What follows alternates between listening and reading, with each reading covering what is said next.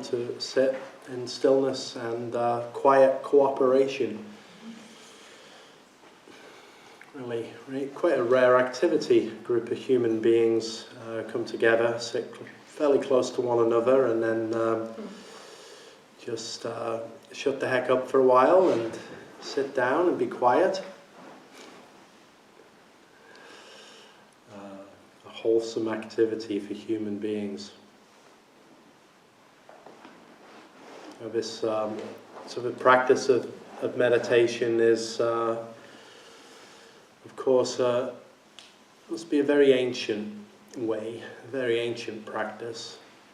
Who knows? We can trace that back to the first person that consciously sat down in order to practice meditation, somewhere in the dim and unrecorded past. Even for the historical Buddha who's represented here on the altar, it's when he was alive and practicing in northern India.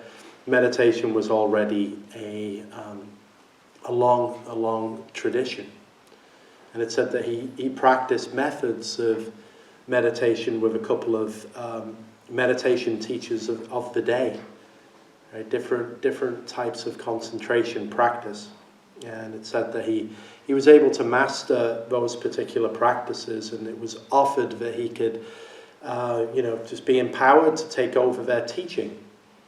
Like often, if you in the role of meditation teacher or Dharma teacher, then you're almost from the beginning, perhaps you're always looking for a successor. It's like you do it and I'll step back. That was the same thing in the Buddha's time, but he didn't succeed those teachers because his question had not been answered by the practice of meditation alone. Just being able to learn technique. Like we begin always with some technique, right? So a little method. That's when we come in here. Naturally, if it's conversation between one another, words flying around and people greeting one another. When we settle down to have some time of stillness and reflection and meditation, then we introduce some method in order to allow or encourage the thinking mind, the conversation that's still continuing in our head, to subside and to settle. I always bring in just the brief method of moving into a concentration on breath awareness. That is an inexhaustible practice, just to come to breathing.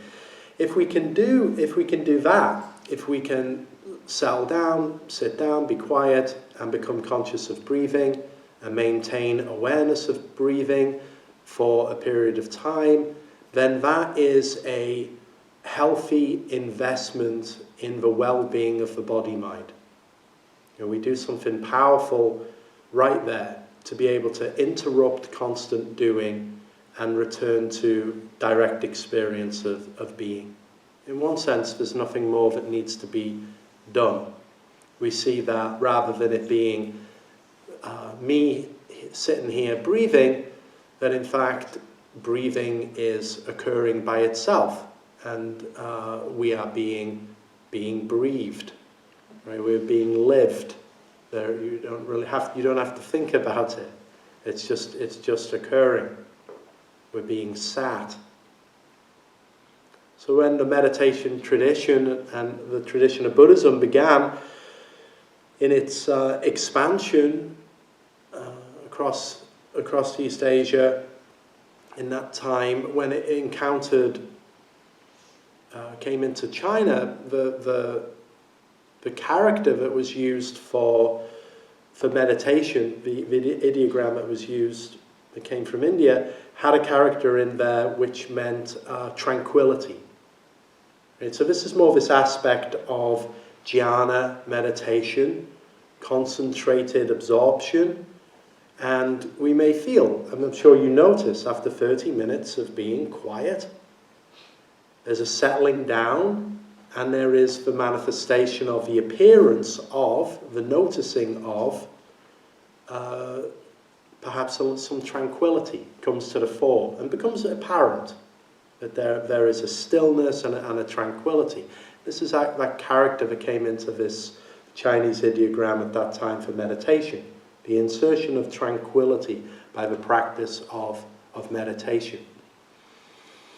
Now, over time during that period, the character, the ideogram that was used to describe meditation in the Zen tradition, underwent a change, and the tranquility wasn't that the character for tranquility fell out, and then another character came in and gave it a distinct Chan or original Zen feel or expression. And that character shows like a tree, standing up, a tree with branches going out. And then below the roots spreading down. And that's our character for sitting meditation. Right? There's something a little different here. Rather than trying to foster or develop concentration or even tranquility for its own sake, because there is always very nice to have some tranquility in a busy and stressful life. It's important quality to have. But if tranquility and peace in meditation becomes just the end goal that we're aiming for, then we can just become even enamored or a little dependent on peace and tranquility.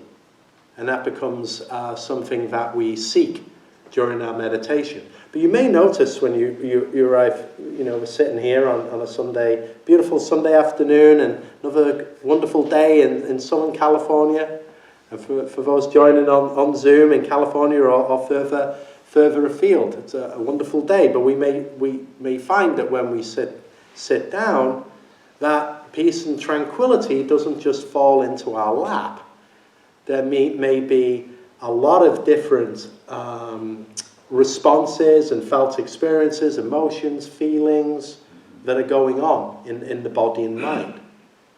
So then if some tranquility or some peace doesn't come, we can get into an adversarial place with our own practice. Right? This is where, it should be feel good. It should be concentrated. This one should be a certain way. Or reality is not conforming to my desire of what reality ought to be. Does that sound familiar in the human condition? So we start to bring the human condition, or the human condition is occupying our meditation practice as we're trying to seek peace and tranquility. So if we look at this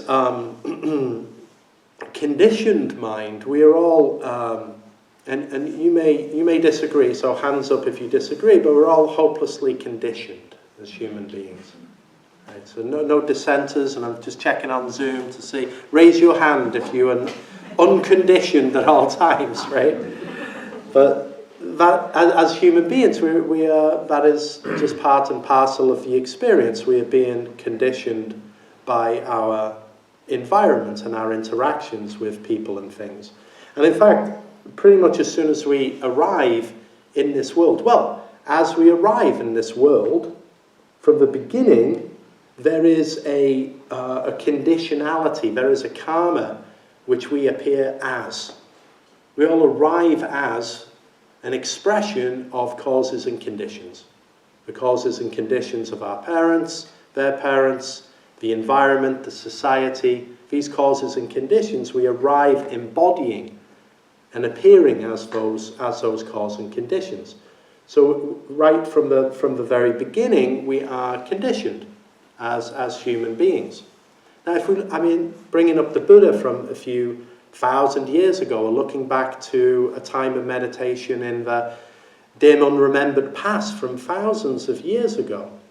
You know, in the experience of human beings, we see that experience brings with it division, war, violence, and struggle and suffering. It was true then, and it's very clearly true now. What have we been doing for thousands of years? It doesn't seem to have gotten much different on that level. But what hasn't changed, even though the technology and our, you know, the way that we understand the world may have changed, but we are still, as we were then, as we are now, conditioned by the world. And each of us carries with us an identity. The identity around the conditioning, who we think we are, and the way that we define self, the way that we define this one. Often the definition of this self is aligned with certain beliefs, opinions, and worldviews. And unfortunately, they are different beliefs, opinions, and worldviews than the people over here. But even people in whatever far distant country in the world, the same human experience where there is hopes, fears, dreams, people have broadly the same experience in whichever culture, in whichever time of the world. So what an unfortunate, what a terrible tragedy that through this identity and this conditioning, we become opposed to one another. And so we see the world is in the condition that the world is. I mean, how does this relates very directly to the practice of meditation, to the practice of still sitting. Still sitting is the expression of the unconditioned. To be unconditioned. How is that so? Aren't we all hopelessly conditioned? You know, as I, me, self feels a natural contraction of separation from perceived external other. This is the curious manifestation of consciousness that human beings have in order to navigate this curious reality we all find ourselves living in, right? But when we come into the room here and in our chair at home for practice, we sit down, and sure, we bring in a little bit of method just to help. A little bit of method at the beginning. Settle down, make the shift into the physical, set the body up, become aware of breathing, then allow the fullness of this experience that we are to come into realization, to use a Buddhist or a Zen word, right? To come into realization, to be real. And at the beginning, I talked on, just said briefly, it's quite easy to say, allow your internal experience, however it is, to just be as it is. And you're like, okay, got that. And whatever is perceived in the external realm, in sound and sight and everything is, without perturbation or preference, allow that to be just as it is. Okay, sounds good. Right, but the actual alignment of a swallowing down and the manifestation of that for human beings is very difficult. In fact, it's impossible for human beings. Right? It's not impossible for Buddhas. Buddhas have no problem. This is why, again, at the start I said, all right, you don't have anything to do now for this 30 minutes. You can take a rest and allow the Buddha to sit, or you can allow yourself to be sat. Don't worry about anything at all. Because often, like in our own minds, it's this relationship to thought, which is often the difficult shift for those practicing meditation or really inquiring deeply into Dharma practice. If you're anything like me, my brain continues to just churn out the thoughts when sitting. Again, if we practice some aspects that help induce tranquility and concentration, thought begins to let go and subside, and it's like kind of turning the volume down a little bit. That's fine. But the brain secretes thoughts, and we're thinking, and thinking happens. But I made a mistake. I said, and then we're thinking. If I think it's like it's me thinking, I'm thinking things. I shouldn't be thinking things, I'm meditating now. I need to do something else. Then immediately we're ensnared in that conditioning. Right? Meditation is very straightforward in the sense of, if we come back to that character from Chan expression of the tree. Right? The tree, this is the tree, we've got the tree. Like every other tree in the world, it looks a little different to the other trees. Broadly similar, unique and different. Across the whole world, unique and different. Not two trees exactly the same, not two people exactly the same. It gets close, but not exactly. Right? So we settle down, and we have the trunk, and we have the branches, and we sit. But in this character, then, it also shows the roots. The roots. Now, you don't typically see a tree's roots. There's a little, I know, there's a bit of erosion. You might start to see them a little bit, but you don't. If you stay with a metaphor, you don't see where the roots go. In the same way, with our conscious experience, when sitting, you don't see into the roots of this experience. You don't see what's behind it, right? It's like trying to find something here. And yet the roots go deep into the unknown and the unseen. The branches and the leaves, maybe like the thoughts and the phenomena and the things that are going on. And if we reach into there and start saying, well, picking this one, picking that one, this one not so much, but I like this one.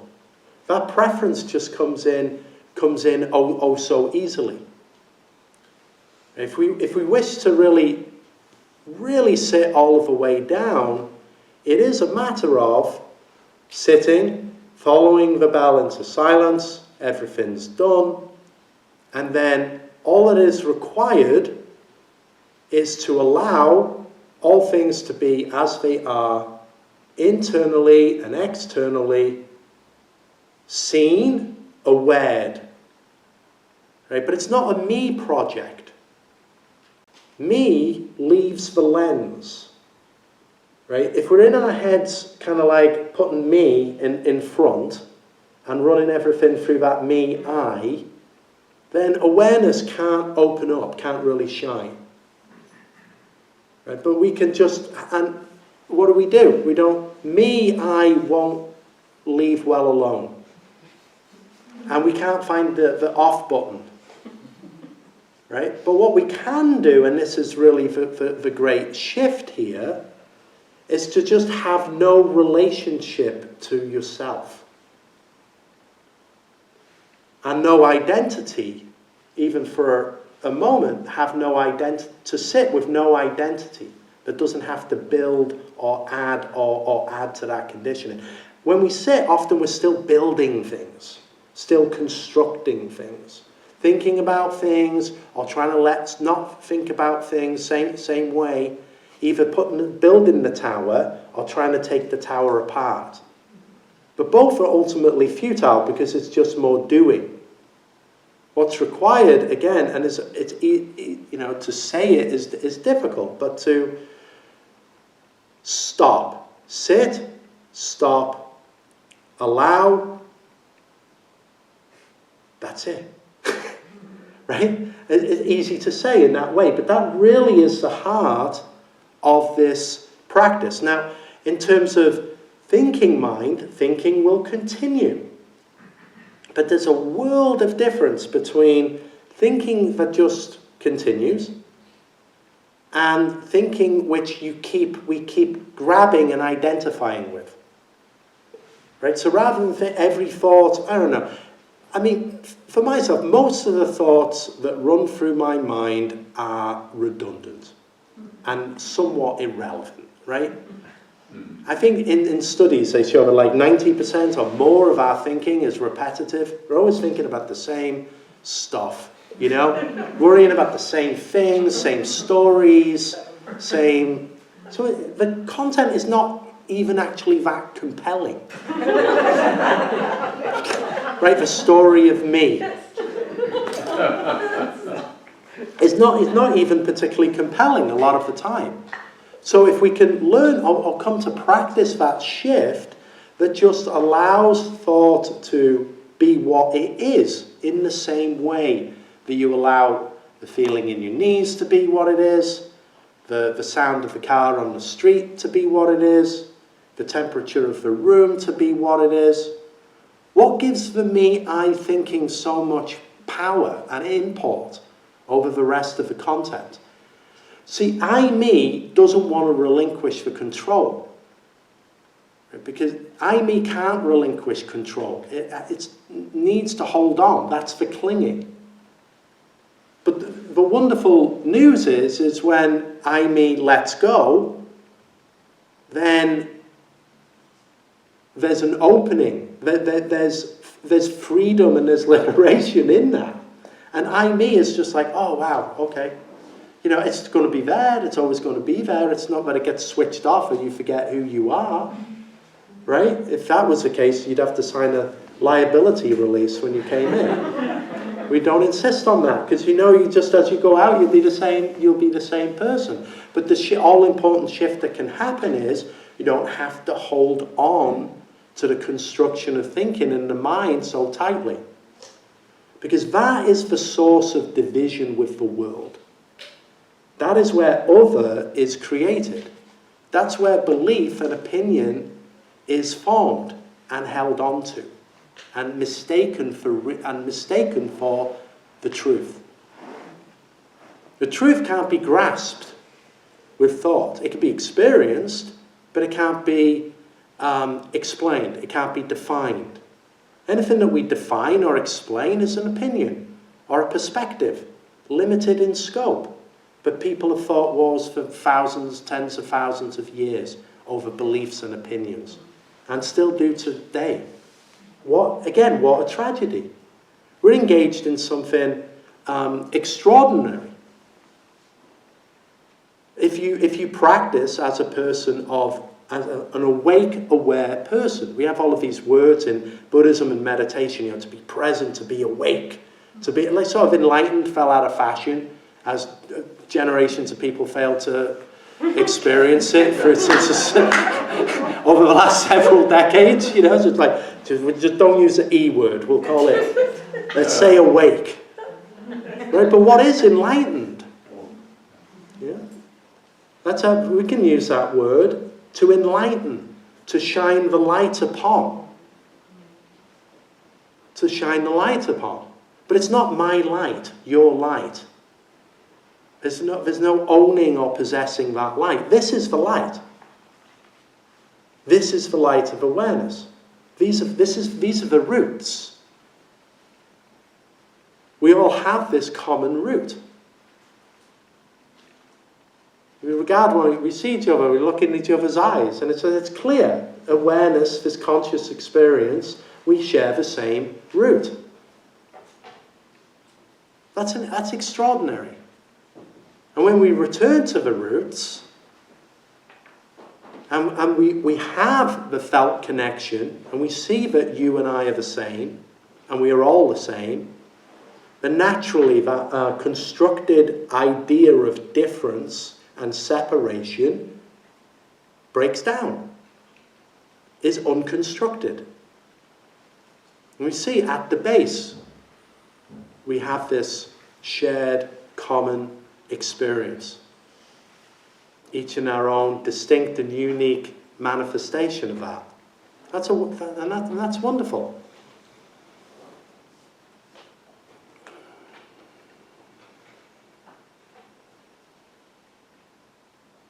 So we can practice meditation for different reasons, many people come to meditation just to gain a little peace and a little break from the endless doing of an increasingly sped up and chaotic world. The world is so demanding. And that's certainly very valuable. But in our, the practice of meditation or still sitting is, there's no barrier there to the depth that can be experienced. And to set it up like that, to the depth that can be experienced, don't mean to put a carrot on a stick that says, if you do this, you will get something, because you will get nothing from it. You, me, I, will gain nothing from it. We already won the spiritual lottery. There's nothing to gain, but rather that which is lost or dropped off is all of the extra that we don't need and find burdensome. Everything is already provided. And we're fortunate indeed to practice this together and to have this every time I come in here, I'm just like, look at all the stuff everything's set up. It's hard to avoid really just waking up to this present experience when it's so compelling. And it's so valuable in order to foster this in our own heart and mind, because each one of us, it lives within a sphere of activity and connection with our families, with our colleagues, with people in work, with people out in the world.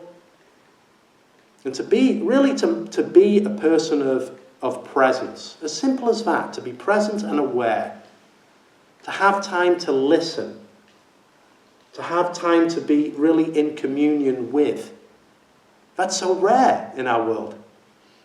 But that if we practice that and express that, then those around us benefit too. That's what's modeled, that's what's shared, that's what's fostered. And that's worth something. That's worth a lot. That's worth a lot. Because clearly, when we look into the world, we need to do something. It's just how ironic that what we need to do is to do nothing. As meditators. If people spent less time doing something and came back to doing nothing, then we could let a lot of this division go.